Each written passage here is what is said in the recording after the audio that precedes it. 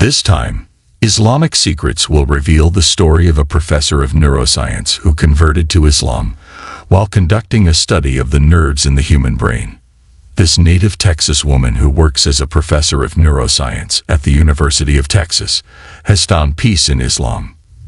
Initially, a professor of neuroscience named Dr. Fidelma O'Leary conducted a study of the nerves in the human brain. One thing that made him curious was when he found out that there were some human nerves that did not receive blood. In fact, every inch of the human brain requires a blood supply in order to function normally. After conducting careful research and taking a long time, Dr. Fidelma finally discovered the fact that the nerves in the brain do not receive blood unless someone makes a movement placing the highest part from the human body, namely the head on the floor.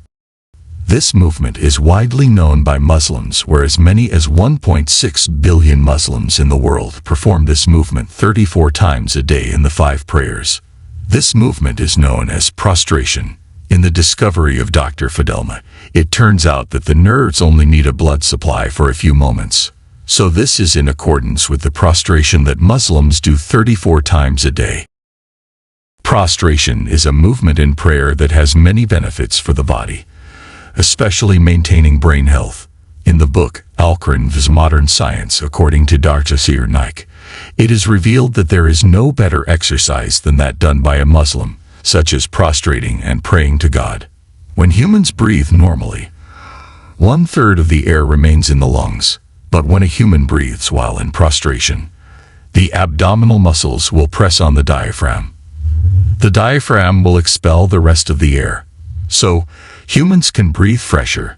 Because humans breathe fresher air, it is likely that their lungs will be healthier. When a person rises from prostration, there is more pressure on the calf muscles. According to medical science, the calf muscles are known as the peripheral heart, which pumps blood to the lower part of the body. So the movement of prostration is very beneficial for health. Scientifically speaking, prostration is even better than yoga or transcendental meditation. After this research, Dr. Fidelma found out about the prostration of Muslims through Islamic books, and discussions with Muslim colleagues.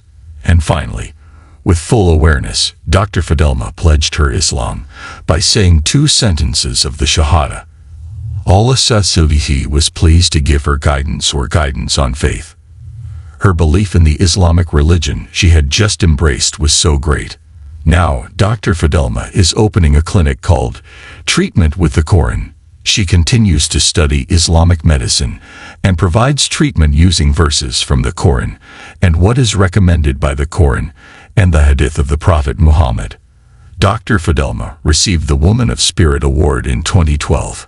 Dr. Fidelma strongly recommends for patients to fast to achieve a healthy life, and recommends consuming medicines that have been outlined in the Quran, such as honey, black seed, olive oil, and so on.